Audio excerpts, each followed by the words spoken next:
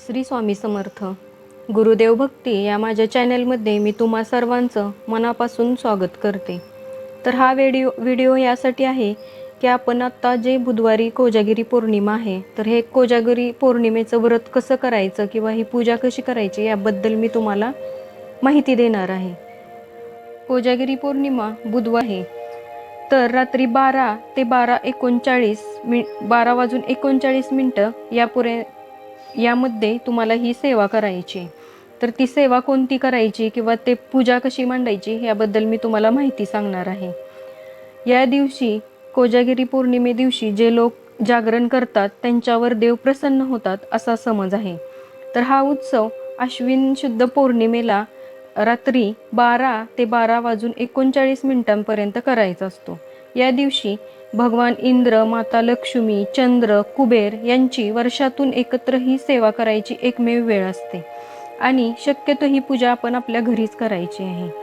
यामुळे आपल्याला या सर्व देवतांचा आशीर्वाद मिळतो, कारण हे जे देवता आहेत ते या दिवशी पृथ्वी तलावर आशीर्वाद देण्यासाठी येत असतात आणि त्यांना आपण अमृताचा नैवेद्य द्यायचा असतो.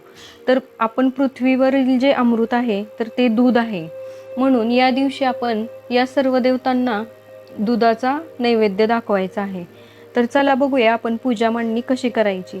तर सर्वात अगोदर आपण जिथे पूजा मांडणार आहे ती जागा गोमूत्र आणि गंगाजल पाणी शिंपडून स्वच्छ करून घ्यायची आहे, स्वच्छ करून पुसून घ्यायची आहे. आणि त्यानंतर एक चौरंग घ्यायचा, त्यावर विड्याची पानं, तांदूळ, अक्षदा घेऊन त्याची मांडणी करायची आहे. तर सर्वात अगोदर आपण विड्याची जोडपान घ्यायचं आहे. त्यावर एक सुपारी म्हणजे गणपती, कुबेर, माता लक्ष्मी, भगवान विष्णू आणि चंद्र यांच्या या सुपाऱ्या घ्यायच्या आहेत. या देवतांचं प्रतीक म्हणून आपण ह्या सुपाऱ्या मांडायच्या आहेत. तर सर्वात अगोदर आपण गणपतीचं पूजन करूया. कोणतीही पूजा करायची असेल किंवा व्रत करायचं असेल तर सर्वात अगोदर आपण गणपती बाप्पांचं पूजन करतो. तर अगोदर आपण एक सुपारी तामणात घेऊया, त्याला गंध पाणी घालून अभिषेक करूया. त्यानंतर दुधाचा अभिषेक करूया आणि नंतर पाण्याने स्वच्छ स्नान घालून ती सुपारी कोरडी करून पुसून घ्यायची आणि एक विड्याचं पान घेऊन त्याच्यावर तांदळाची रास करायची आणि त्यावर ही सुपारी मांडायची आणि त्यांना अक्षदा, गंध, फुले वाहून त्यांची पूजा करायची.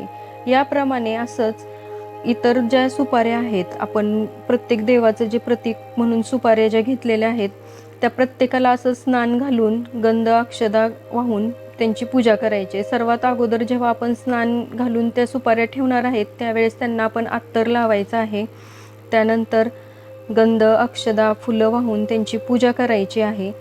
आणि सगळ्यात महत्त्वाचं म्हणजे चंद्राचं प्रतीक म्हणून एक भरीव गोल काढायचा आहे तांदळाचा आणि त्यावर भगवान चंद्र यांची पण सुपारी एक ठेवायची आहे.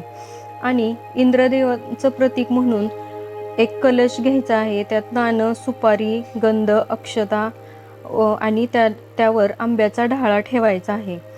आणि दिंडोरी प्रणित केंद्रात ही सेवा अशीच करायला सांगितलेली आहे. त्यावर नारळ ठेवायचा नाही. कोणी नारळ पण ठेवतात, पण जी केंद्रात सेवा सांगितली आहे त्याप्रमाणे मी तुम्हाला सांगत आहे. तर ते झाल्यानंतर इंद्रदेवांची पण पूजा करायची आहे, सर्व देवतांची पूजा करायची आहे. तुमच्याकडं जे जर लक्ष्मी यंत्र, श्रीयंत्र किंवा कुबेर यंत्र असेल तर त्याची पण पूजा करायची. माझ्याकडं आहे, म्हणजे छोटेसे फोटो आहेत श्रीयंत्राचं आणि कुबेर यंत्राचं, तर त्याची पण मी गंध, अक्षदा, फुलं वाहून पूजा करणार आहे. तुमच्याकडं असेल तर तुम्ही पण अवश्य करावी याची पूजा.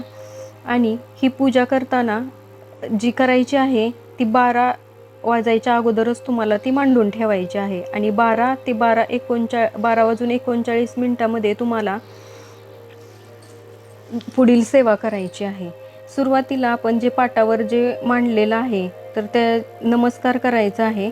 आणि यावेळी काय करायचे, आपण जे दुधाचं भांडं असतं ना, 12 ते 12:30 या मिनिटात आहे ना आपण जे दूध तयार केलेलं असतं ना, तर ते आपण चंद्राच्या प्रकाशात ठेवायचे, कारण जेणेकरून चंद्रदेवता शलाका रूपात अमृताचा प्रसाद देतात. नंतर 12:30 वाजता पूजेच्या पाटासमोर हे दुधाचं भांडं ठेवून चारही देवांची, म्हणजे जे आपण जे देव मांडलेले आहेत त्यांची पूजा केलेली आहे, तर त्यात तुळशीपत्र टाकायचं आहे दुधाच्या भांड्यात आणि ते देवांना नैवेद्य दाखवायचं आहे. आणि नैवेद्य दाखवल्यावर पुढील मंत्र म्हणायचा आहे, ऋणरोगादी दारिद्र्यम अपमृत्युभयम शोकमनस्ताप नाशयन्तु मम सर्वदा.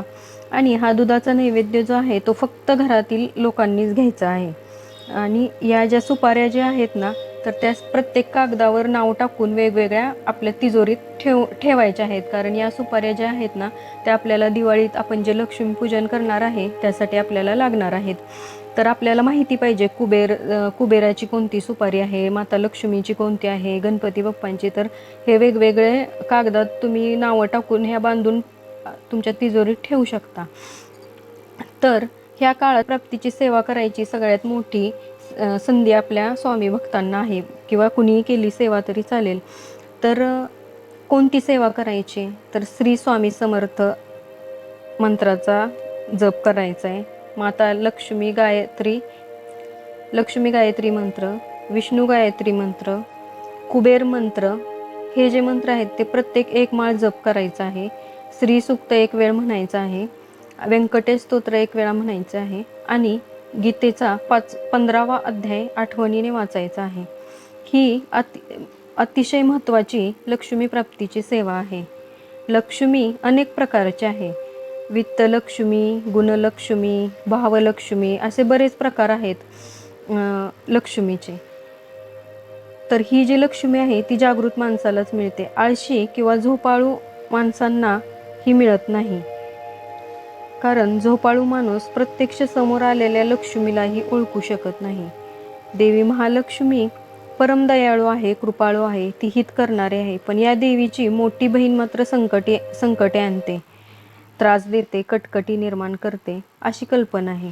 या मोठ्या बहिणीस, महालक्ष्मीच्या मोठ्या बहिणीस अक्काबाई असे म्हणतात, कारण तिची अवकृपा झाली की लोक म्हणतात अक्काबाईचा फेरा आला. ही अक्काबाई पौर्णिमेच्या दिवशी अनेक झोपलेल्या आळशी लोकांवर रागावते, पण जे जागरण करतात त्यांना समाधान, संपत्ती देते, सुख देते असं मानलं जातं.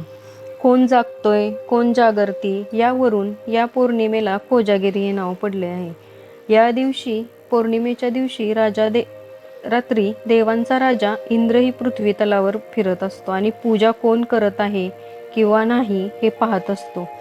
वारंवार तो को जागरता असे विचारतो. यावरूनच या पौर्णिमेला कोजागिरी पौर्णिमा असं नाव रूढ झालेलं आहे. तर ही झाली कोजागिरी पौर्णिमेबद्दल माहिती.